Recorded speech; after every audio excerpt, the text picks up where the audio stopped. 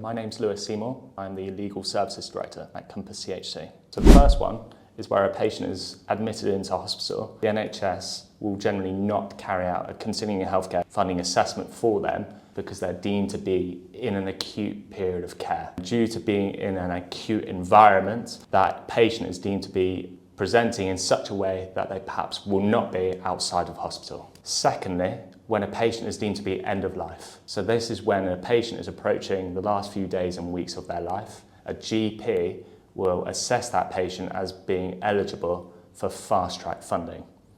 And finally, where a patient is sectioned under the Mental Health Act. Dependent on the reason and the basis under which that patient is detained, that patient may then be discharged with an aftercare funding service. However, that is different to continuing healthcare funding, as it may not cover the entirety of that patient's care costs, whereas continuing healthcare funding would.